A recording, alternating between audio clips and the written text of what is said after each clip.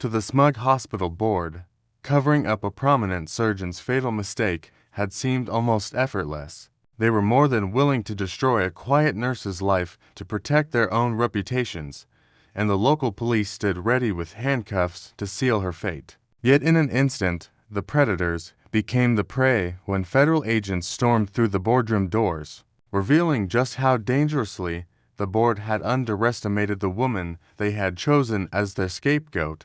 The only sound anchoring the chaotic energy inside the trauma bay was the rhythmic, piercing beep of the heart monitor. In the quiet hours before dawn at Chicago's St. Jude Medical Center, the veil between life and death felt dangerously thin. Claire Bennett stood quietly in the corner, her hands resting in the pockets of her standard tissue blue SCRUBS. To the rest of the staff, Claire was simply a reliable float pool nurse. She was the one who never complained about double shifts, never joined the gossip at the nurse's station, and seemed to blend seamlessly into the sterile white walls of the hospital. She was invisible, and for years that had been exactly how she wanted it. But tonight invisibility was a luxury she could no longer afford. On the operating table lay Senator Victor Langford, a powerful politician who had insisted on keeping his health crisis out of the public eye. He had been discreetly brought in through the loading dock earlier, complaining of severe, tearing abdominal pain. The man officially responsible for keeping the senator alive was Dr. Nathaniel Crow, the hospital's chief of surgery. Dr. Crow was a man whose ego seemed to announce his presence long before he entered any room. Dressed in a pristine surgical gown, his face already glistened with a nervous sheen of sweat. He had misdiagnosed the senator's pain as a severe but manageable gallbladder attack. Claire, however, had spent a decade learning to read the silent, universal language of human trauma. Taking in the senator's pale, clammy skin and the way his blood pressure was slowly but inexorably trending downward, she knew this was no gallbladder issue. It was a leaking abdominal aortic aneurysm, and time was running out. Dr. Crow, Claire said, her voice low and remarkably steady, his systolic pressure is dropping. His heart rate is 130 and climbing. If we don't open him up and clamp the aorta, he's going to code. Double quotes. Dr. Crow snapped his head up, eyes flashing with insulted fury. Nurse Bennett, I do not need a diagnosis from someone whose primary job is emptying bedpans. The ultrasound showed inflammation. Push 20 milligrams of labetalol and prep him for a standard laparoscope cholecystectomy. Pushing beta blockers will crash his compensatory mechanisms, Claire warned, not moving an inch toward the medication cart. He's bleeding out internally. Do it, or I will have you fired before your shift ends. Dr. Crow bellowed, his voice cracking slightly before Claire could refuse again. The high-pitched, continuous drone of the monitor cut through the room. The senator's eyes rolled back. His body seized violently once, then went entirely limp. The monitor displayed a chaotic scribble before flatlining. Code blue. Panic erupted. The junior residents froze. Dr. Crow stared at the monitor, his hands trembling violently. The man who was supposed to be the best surgeon in Chicago had completely locked up. No, no, no, Dr. Crow muttered, stepping back from the table. This isn't happening. Get the defibrillator. Defibrillators don't fix hypovolemic shock, Claire said. In a fraction of a second, the quiet, unassuming float nurse vanished. What replaced her was something cold, precise, and utterly terrifying to behold. Claire moved with mechanical, blinding speed that defied explanation. She didn't wait for orders. She didn't shout for help. She shoved Dr. Crow out of the way with enough force to send him stumbling into a tray of instruments. What are you doing? Dr. Crow screamed.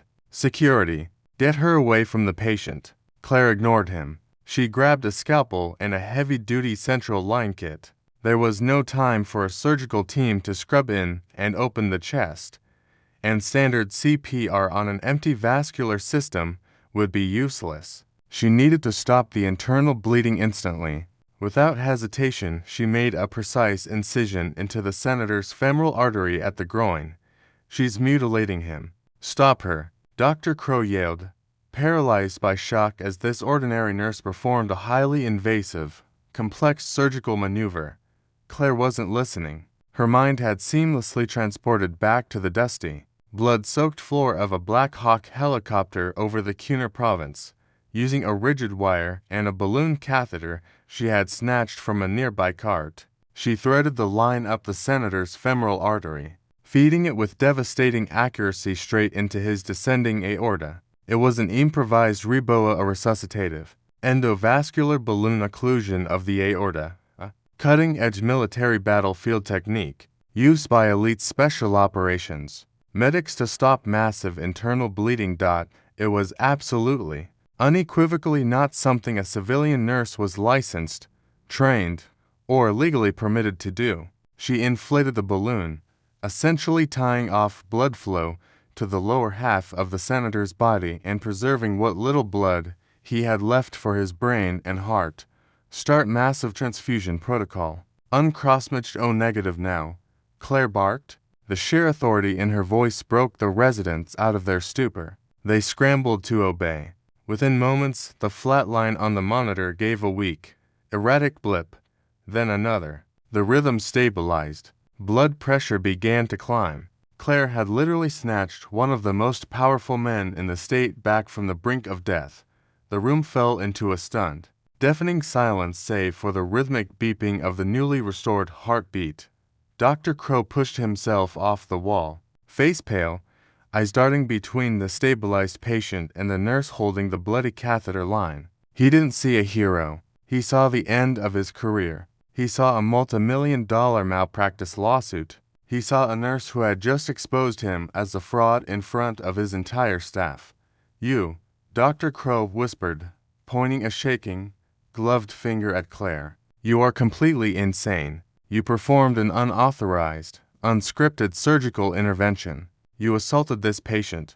Claire calmly locked the catheter in place, her heart rate never having spiked. She stripped off her bloody gloves and tossed them into the biohazard bin with a wet slap. "I kept him alive, Dr. Crow," she said quietly. "Now I suggest you scrub in and fix the ruptured aneurysm. I've bought you time to repair it. You have a narrow window before tissue necrosis sets in." Without another word, she turned and walked out of the trauma bay, leaving the chief of surgery trembling in her wake. She knew what was coming next. The hospital bureaucracy was a machine, and that machine always protected its highest earners. But Claire had survived far worse monsters than arrogant surgeons.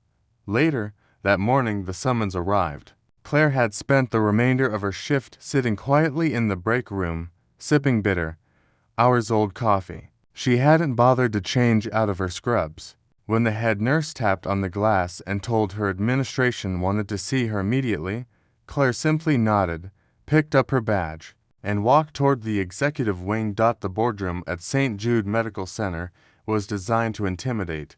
A cavernous space paneled in dark mahogany, dominated by a massive glass table that reflected the Chicago skyline. When Claire entered, the heavy oak doors clicking shut behind her, she found herself facing a tribunal. At the head of the table sat Evelyn Shaw, the chief hospital administrator, a woman whose entire existence revolved around profit margins, risk management, and public relations.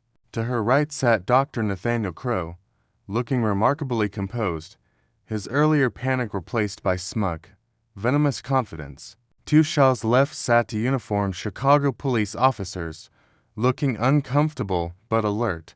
"Have a seat, Miss Bennett," Shaw said, her voice dripping with bureaucratic frost. She didn't look up from the thick legal pad in front of her. Claire pulled out a chair and sat, posture relaxed, hands folded neatly in her lap. She made eye contact with the officers, offering a polite nod before locking eyes with Dr. Crow. He looked away first. "Miss Bennett, we have spent the last several hours untangling the absolute disaster you caused in the trauma bay," Shaw began. "Senator Langford is currently stable in the ICU. However, his survival is a miracle considering the malicious and grossly negligent assault you perpetrated against him." Claire didn't blink. "Assault? Let's not play coy, Dr. Crow interjected, leaning forward. You panicked. When the senator experienced a minor hypotensive episode, you completely lost your grip on reality.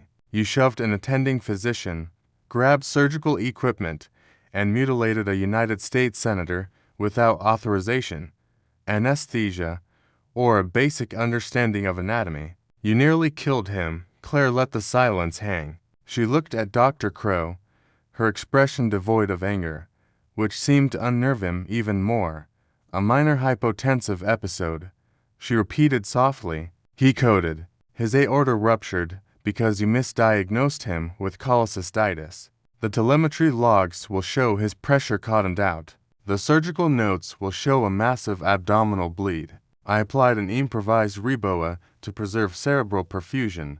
Nurses do not perform reboas, Dr. Crow shouted, slamming his hand on the table. It's a highly specialized vascular procedure. You shoved a dirty wire into his femoral artery. It's practicing. Evelyn Shaw held up a hand, silencing the surgeon. She slid a thick, freshly printed document across the glass table toward Claire along with a sleek silver pen.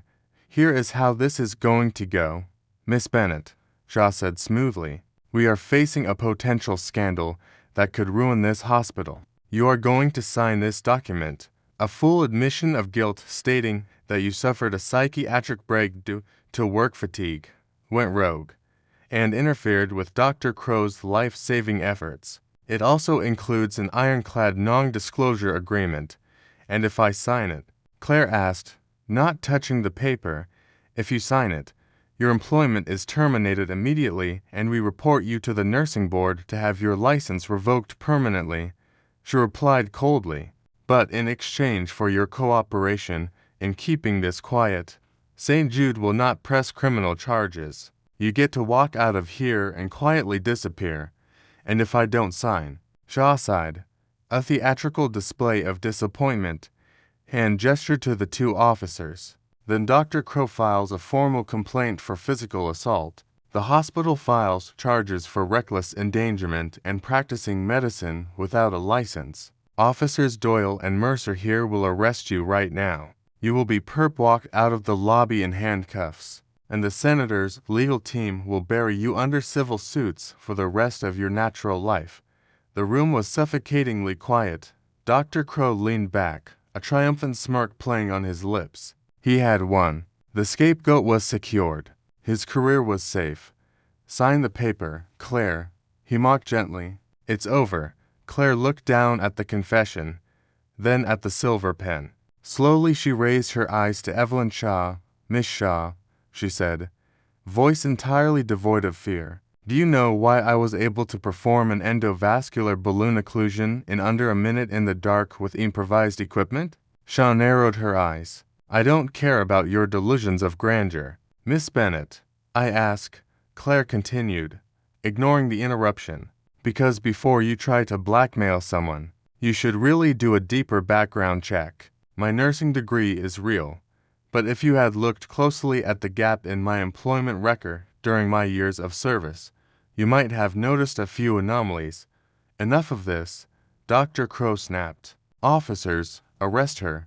Officer Doyle, a seasoned cop who had been quietly observing Claire's unnatural calm, unclipped his handcuffs and stood. Ma'am, I'm going to need you to stand up and place your hands behind your back. Claire didn't move. I wouldn't do that, officer, she said politely. You don't have the jurisdiction. Dr. Crow let out a harsh laugh. You're a nurse, Claire. You aren't a diplomat. Grab her.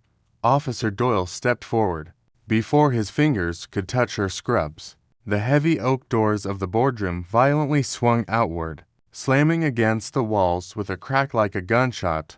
The two local cops dropped their hands to their holsters. Spinning around, Dr. Crow jumped from his chair. Evelyn Shaw gasped. Marching into the room was a man in a sharply tailored charcoal suit, face carved from granite, holding up a gold shield. Behind him poured for tactical agents in Kevlar vests stamped FBI. Flanking them were two towering men in full military dress uniforms, Department of Defense insignia gleaming on their lapels. Everyone, freeze.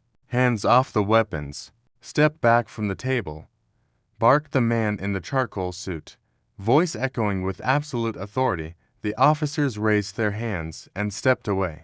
The suited man walked directly to the head of the table, eyes locked on the administrator. He didn't even glance at Claire, who remained seated, a faint, knowing shadow of a smile touching her lips. "I am Special Agent Harlan Briggs, Federal Bureau of Investigation, working in conjunction with the Department of Defense," he announced, slapping a thick sealed manila folder onto the glass table directly on top of Claire's forced confession. "Your HR matter is now officially a matter of national security, Miss Shaw." Evelyn Shaw's perfectly manicured hands trembled. "What is the meaning of this? You can't just storm into a private hospital boardroom." Special Agent Briggs turned his icy gaze to Dr. Nathaniel Crow, whose triumphant smirk had evaporated into wide-eyed terror. "Dr. Crow, you're about to have a very, very bad day." He tossed a pair of federal handcuffs onto the table. The metallic clatter echoed like a judge's gavel. Dr. Crow stared at the cuffs, composure finally cracking, color draining from his face until he looked like one of the cadavers he usually operated on. "Is this a joke?" he stammered. "I am the chief of surgery. I am the victim here. That woman assaulted a United States senator and bypassed every medical protocol. If you're here for an arrest, you should be putting those cuffs on her." Special Agent Briggs didn't flinch. "We aren't here for Nurse Bennett, Dr. Crow. We are here to dismantle a coordinated assassination plot. A plot you were the anchor for." Evelyn Shaw's hands flew to her mouth. "Assassination." Senator Langford suffered a spontaneous abdominal aortic aneurysm. It was a tragic medical emergency. It was a targeted, chemically induced vascular rupture. A deep voice boomed. One of the military men stepped forward, tall, heavily decorated, radiating out command. The name tape on his immaculate uniform read Hale. He walked past the police officers and the trembling administrator and stopped directly in front of Claire. Colonel Dominic Hale, of the United States Army Special Operations Command, looked down at the quiet nurse. The silence was absolute. Officers Doyle and Mercer had backed away entirely. Evelyn Shaw looked physically ill, realizing in a single heartbeat that her prestigious medical center was about to become the epicenter of the biggest federal murder-for-hire scandal of the decade. "Agent Briggs," she stammered, voice shaking. "Captain Bennett? Claire, we had no idea. The hospital administration was entirely in the dark. We are victims of Dr. Crow's deception just as much as the senator." Claire picked up the forced confession she had tried to make her sign minutes earlier. She held it up, letting it catch the morning light streaming through the floor-to-ceiling windows. "You didn't care about the truth, Miss Shaw," Claire said evenly. "You cared about your public relations. You were perfectly willing to destroy an innocent nurse's life to protect your profit margins. You didn't investigate. You just needed a scapegoat." She tore the confession in half, then in half again, letting the pieces flutter onto the pristine glass table. "You're under federal audit now," Briggs informed Shaw coldly. "The FBI will be seizing all of St. Jude's financial records, internal communications, and medical logs for recent years. If we find you so much as suspected Crow's offshore accounts, you'll be sharing a cell block with him." Briggs nodded to his agents. "Cuff him." The tactical agents moved with terrifying speed. Before Dr. Crow could process the command, he was slammed face first against the mahogany wall. The federal handcuffs, the exact ones he had mocked Claire with, clicked tightly around his wrists. "You can't do this." Dr. Crow sobbed. Arrogance shattered as he was dragged toward the doors. "I have rights. I want my lawyer." "You'll have plenty of time to consult your lawyer at a DX Florence Supermax," Briggs replied, watching the disgraced surgeon hauled out, a pathetic, whimpering mess. The room exhaled a collective, shaky sigh. Colonel Hale turned back to Claire. "The senator's security detail has been replaced by personnel. He is heavily guarded in the IQ and expected to make a full recovery thanks to you. Your mission is complete, Captain." Claire nodded slowly. She reached up, unclipping her plastic St. Jude Medical Center ID badge. She looked at the cheap, smiling photo of the invisible float nurse who only wanted a quiet life, then placed the badge gently on the table beside the shredded NDA. What happens now? Evelyn Shaw asked weakly. Are you coming back to work? Claire looked at the administrator, eyes devoid of anger or malice, only profound pity. No, Evelyn, she said softly. I think my shift is finally over. Claire turned away. She didn't look back at the extravagant boardroom, the terrified executives, or the remnants of her civilian cover. She walked out, falling perfectly into step beside Colonel Hale and Special Agent Briggs Dodd as they marched down the sterile white corridors. The staff parted like the Red Sea, watching in stunned silence. The quietest nurse in the hospital left under the protection of the United States military. Claire Bennett stepped through the automatic glass doors of the lobby and into the crisp Chicago morning. The sun was just beginning to break through the clouds. She took a deep breath of city air. Her cover was blown. Her quiet life was over. The shadows of her past had finally caught up with her. But as she climbed into the back of the waiting black-armored SUV, a small, genuine smile crossed her face. For the first time in years, she didn't have to hide who she was. The ghost of JSOC was awake, and she had work to do. What an incredible turn of events.